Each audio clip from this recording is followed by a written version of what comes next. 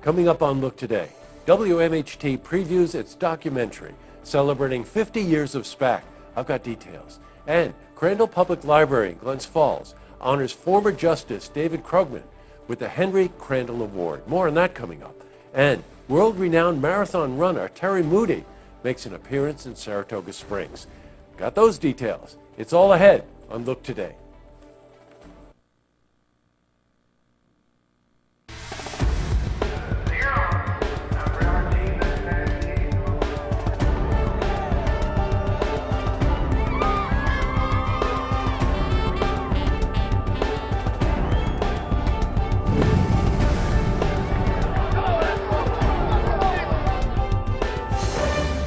Welcome, everyone. I'm Jay Hood Jackson, and this is Look Today. In tonight's program, I sit down with Louisa Craig Sherman. She's the Association Executive and CEO of Southern Adirondack Realtors. And we're joined by Mike Kelly.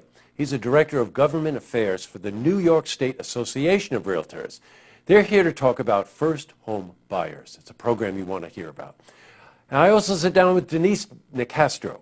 She's a Development Director for the Juvenile Diabetes Research Foundation. She's here to talk about their upcoming fundraiser in Saratoga happening June 16th.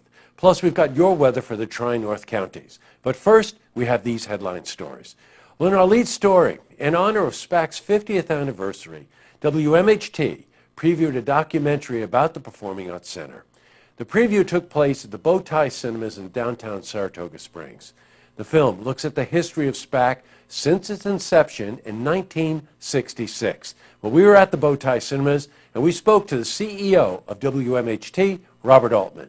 It tells the whole history of the Performing Arts Center from its beginnings 50 years ago to its vibrant life today and its equally exciting future. Now, the documentary covers the first years of the New York City Ballet, the Philadelphia Orchestra, the special events, and the Saratoga Jazz Festival. Well, the filmmaker went behind the scenes to give the viewers kind of a unique perspective of the center. And we spoke to Matt Rogowitz. He's a producer of this documentary. No, I mean, it was a really great opportunity and a great time to go backstage with none other than the New York City Ballet and the Philadelphia Orchestra and to interview some of the greatest artists in the world. So hopefully it'll show people some aspects of SPAC that they might not know about, and it'll spark an interest in SPAC. In other news, well, Crandall Public Library in Glens Falls announced that the retired Supreme Court Justice David Krugman will receive the Henry Crandall Award. Now, the former Warren County Justice was instrumental in establishing a library taxing district for Glens Falls, Queensbury, and Moreau. He also played a big part in the library's expansion project in 2008. Well, the annual award recognizes those who have demonstrated the values and the legacy of Henry Crandall. Now, we were at the Crandall Library today and spoke to Kathy Neftali. She's the executive director of the library.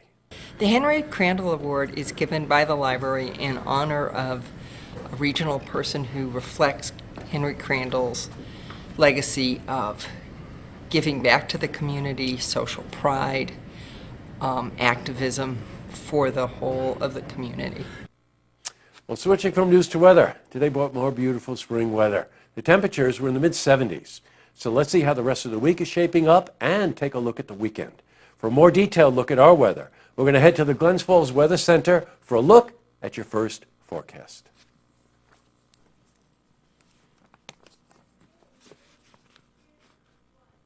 Back to the news. Well, world-renowned marathon runner Terry Moody made an appearance at the Dorothy Nolan Elementary School in Saratoga Springs.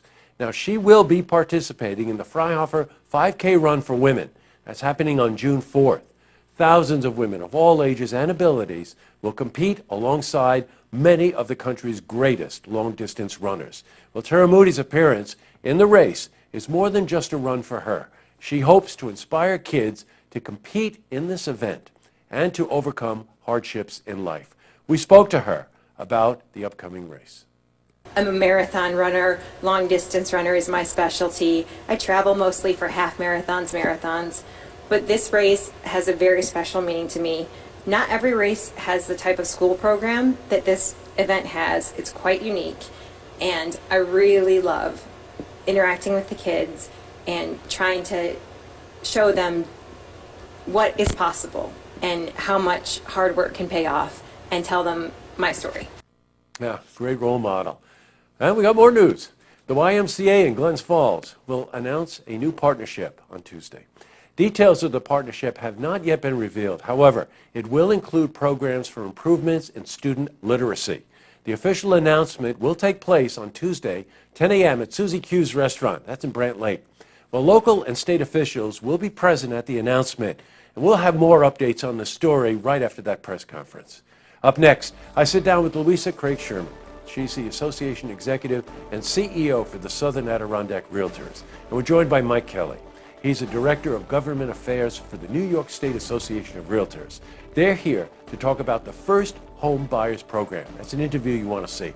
Plus, I also sit down with Denise Nicastro. She's a Development Director for the Juvenile Diabetes Research Foundation. She's here to talk about their upcoming fundraiser in Saratoga happening on June 16. But first, if you see news happening, you want to share a story idea, how about join us for an interview? Give us a call on the hotline. The number is 798-8000. Well, that's all the time we have for this edition of Look Today. Well, the lookout tonight goes to this documentary about the 50 years of SPAC. And I want to say outright that you really do want to applaud the effort of anybody trying to put together a documentary. I've done many of them myself, and they're hard to do. However, in this one, I thought there was a missed opportunity. There's a depth to this story that I thought that they glossed over. I happened to be involved with SPAC in 1975, and for the better part of 2 decades, I saw the inside of that place, and there's quite a depth to that story. The Donna Eichmeyer, by the way, very close friend of mine, was involved at SPAC during that same time period and is still involved today with Live Nation, so she intimately knows SPAC. And she did a great job in this documentary of giving you the feeling of what it was like to be there. So again, not trying to be that critical, but I applaud the effort. I think they premiere it tonight on WMHT, and it'll be running on their schedule quite a bit. You should see it for yourself. All right, tonight on Look TV, it's sold. That's our call-in auction show. Great coins and estate jewelry. Now don't forget, you can tune in tomorrow night for the stories that matter to you. Good night, everyone.